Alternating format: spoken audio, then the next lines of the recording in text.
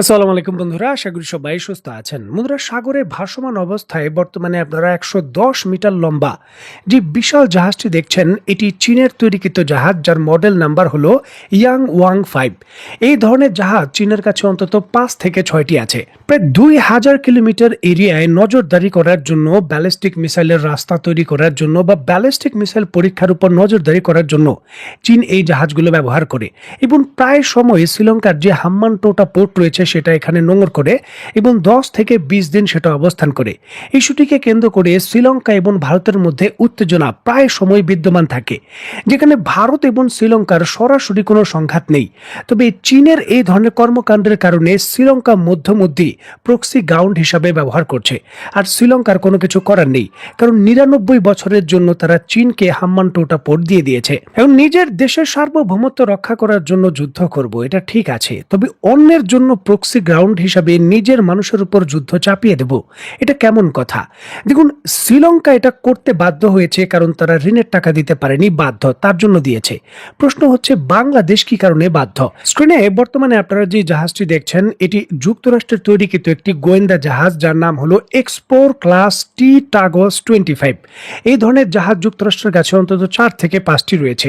যদিও যুক্তরাষ্ট্র দাবি করে এটি একটি সার্ভেলেন্স শিপ, তবে প্রকৃতপক্ষে এটি একটি গোয়েন্দা নজরদারি করার শিপ, যেটা চীনের ক্ষেত্রে বিভিন্ন নজরদারি করে এবং এর জন্য উত্তেজনা পৃথিবীর বিভিন্ন দেশের সঙ্গে সবসময় থাকে। এবং এই জাহাজটি যদি আমাদের চট্টগ্রাম বন্দরে নোঙর করে বা মোংলা বন্দরে নোঙর করে, তাহলে চীনের সঙ্গে উত্তেজনা বাংলাদেশের কোথায় গিয়ে পৌঁছবে একবার চিন্তা করছেন?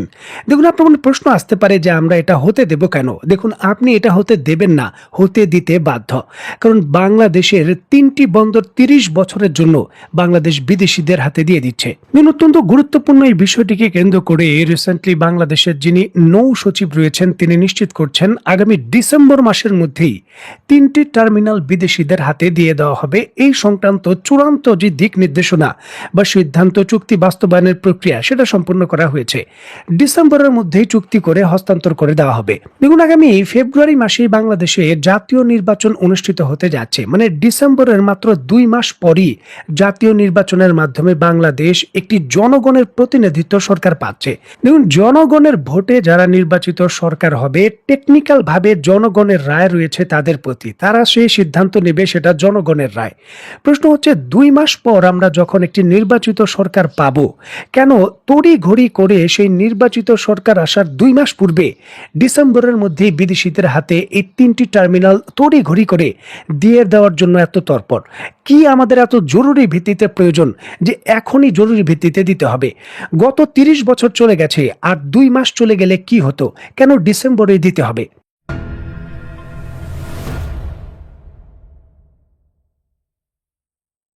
দেখুন, মেনে নিলাম বর্তমান বন্দর কার্যক্রমে যারাই অপারেটর সিস্টেম হিসেবে আছেন, তাদের কার্যক্রম পরিপূর্ণভাবে পরিপক্ক না, তাদের ভুল ত্রুটি রয়েছে, তাদের সমস্যাও রয়েছে, তার সমাধান দরকার।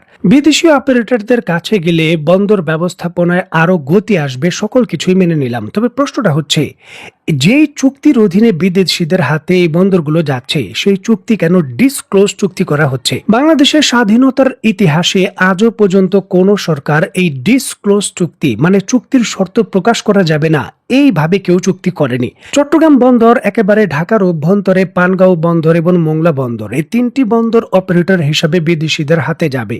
তবে কি শর্ত, কি চুক্তিতে যাবে, বা এই চুক্তি অনুসারে যে প্রফিট শেয়ারিং এর বিষয়, এই অপারেটিং করে যে প্রফিটটা হবে, বাংলাদেশ কত পার্সেন্ট পাবে আর বিদেশি কোম্পানি কত পার্সেন্ট পাবে, সেই বিষয়ে কোনো তথ্য প্রকাশ করা হচ্ছে না। দেখুন, আমাদের তো এই জিনিসটা পরিষ্কার হতে হবে যে আমাদের বন্দর ব্যবস্থার 92% যে 3টি বন্দর দিয়ে আসে, তার নিয়ন্ত্রণ বিদেশিদের হাতে যাবে। সেখানে আমরা অর্থনৈতিকভাবে লাভবান হব না তারা লাভবান হবে?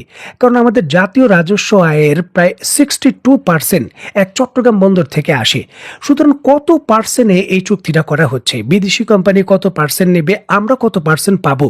দেখুন, এই তথ্যগুলো তো বাংলাদেশের মানুষের জাতীয় অধিকার জানার, প্রকাশ্যে এগুলো ঘোষণা দেওয়া উচিত যে আমরা বিদেশি কোম্পানি, সৌদি আরবের রেড সি কোম্পানি কিংবা যে সংযুক্ত আরব আমিরাতের কোম্পানি বা সিঙ্গাপুরের কোম্পানি, এদের এত পার্সেন্ট শেয়ারে আমরা এই বন্দরগুলো দিচ্ছি, আমরা পাবো 80%, তারা পাবে 20%। এই ধরনের তথ্য তো প্রকাশ করা উচিত। যখন আমরা জানবো যে বিদেশিরা কত পার্সেন্ট কি সুবিধায় পাচ্ছে, বিশ্বের অন্যান্য দেশের অপারেটর যারা কাজ করছে সেখানে আমরা কম্পেয়ার করে দেখতে পারবো যে আমরা আমাদের স্বার্থের ক্ষেত্রে লাভবান হয়েছে কিনা, বা এটা নেতৃত্ব ভালোভাবে নেগোসিয়েশন করতে পারছে কিনা, এর তথ্য কিন্তু দেওয়া উচিত। এছাড়াও 30 বছরের জন্য কেন একসঙ্গে লিজ দিতে হবে, কেন প্রথম 5 বছরের জন্য লিজ দিয়ে কোম্পানির পারফরমেন্স পরীক্ষা করা হচ্ছে না? দেখুন, পৃথিবীর কোনো দেশই 30 বছরের জন্য দেশের 3টি বন্দর তার সক্ষমতার 92% বিদেশিদের হাতে দিয়ে দেয় না।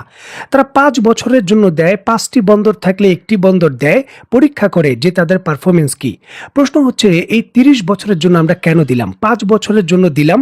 এবং এখানে চুক্তিতে কি উল্লেখ রয়েছে যে যখন বাংলাদেশ চাইবে, যদি প্রয়োজন মনে হয় এবং কোম্পানি যদি শর্ত ভঙ্গ করে, এই চুক্তি বাতিল করতে পারবে? এই শর্ত কি আছে যে 30 বছরের মধ্যে কোম্পানি তার শর্ত ভঙ্গ করে বা কোনো অন্য কাজে যদি ব্যবহার করে বন্দর, সাথে সাথে বাংলাদেশ এই চুক্তি থেকে বেরিয়ে আসতে পারবে? এই শর্ত কি আছে সেখানে? না শ্রীলঙ্কার মতো বাধ্যবাধকতা রয়েছে যে কোনোভাবেই কোনো কাজে বাধা দেওয়া যাবে না? কেন চুক্তির গোপন এই সকল বিষয়গুলো প্রকাশ্যে আনা হচ্ছে না? চুক্তি থেকে লিখে দেওয়া হয়েছে যে সামরিকভাবে কোনো জাহাজ বাংলাদেশের আপত্তি থাকলে এখানে নোঙর করতে পারবে না।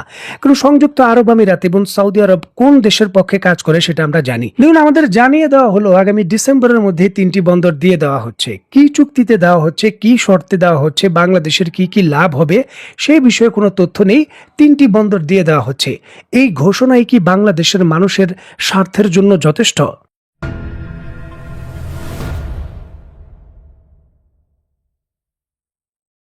আমাদের নতুন বাংলাদেশে প্রধান আমাদের আশা ছিল জবাবদিহিতা নিশ্চিত করা। জবাবদিহিতা করতে হবে, যাই করা হবে পরিষ্কার থাকতে হবে জনগণের কাছে। প্রশ্নটা হচ্ছে অত্যন্ত গুরুত্বপূর্ণ। এই ইস্যুটিকে কেন্দ্র করে রাজনৈতিক দল যারাই আছেন তারা কি জবাবদিহিতা নিশ্চিত করতে পারছেন? এই অন্তর্বর্তী সরকারের কাছ থেকে জবাবদিহিতা নিশ্চিত করতে পারছেন বা জনগণকে দায়িত্বশীলতার সাথে এগুলো জানাতে পারছেন?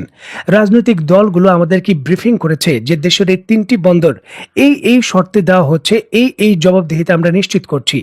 যখন তারা আমাদের কাছে ভোট চাইতে আসবে আমরা প্রশ্ন করতেই পারি যে 3টি বন্দর দেওয়া হলো, কি কি শর্তে দেওয়া হয়েছে, বাংলাদেশ কিভাবে লাভ হবে, কেন 5 বছরের জন্য দেওয়া হলো না 30 বছরের জন্য দেওয়া হচ্ছে, কেন একসঙ্গে 3টি দেওয়া হলো, একটি দিয়ে কেন পরীক্ষা করা হলো না যে ট্রায়াল রানে এর যে আউটপুট বা এর যে কার্যক্ষমতা সেটা কতটুকু বৃদ্ধি পায়? বাস্তবিক অর্থে কেন পরীক্ষার পূর্বেই 3টি আমরা দিচ্ছি?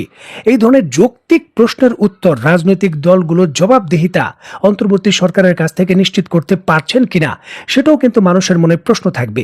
কারণ বর্তমান পৃথিবী একটি অস্থিতিশীল পরিস্থিতির মধ্যে রয়েছে।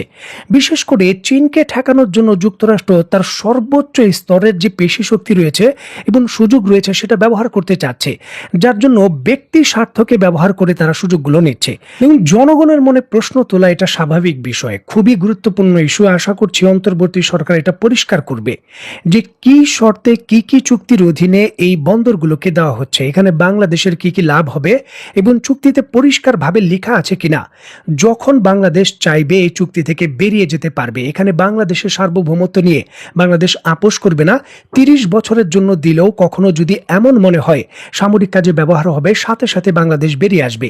এবং বাংলাদেশ কত পার্সেন্ট লাভ হবে, কি কি শর্তে দেওয়া হচ্ছে, সকলগুলো উন্মুক্ত করা দরকার। আশা করছি বর্তমান রাজনৈতিক যারা নেতৃত্ব রয়েছেন ক্ষমতাকে এই বিষয়ে প্রশ্ন করবেন যে এটা কি করে হচ্ছে এবং জনগণের স্বার্থ তারা নিশ্চিত করবেন। তো বন্ধু, অত্যন্ত গুরুত্বপূর্ণ এই বিষয়টিকে কেন্দ্র করে আপনি ব্যক্তিগতভাবে কি মনে করছেন তা অবশ্যই কমেন্ট বক্সে লিখবেন। তো বন্ধুরা, আজকের মতো বিদায়, নতুন কোনো ভিডিও নিয়ে আবার দেখা হবে। সেই পর্যন্ত সবাই ভালো থাকবেন, সুস্থ থাকবেন এবং বাংলাদেশকে ভালোবাসবেন। আল্লাহ হাফেজ।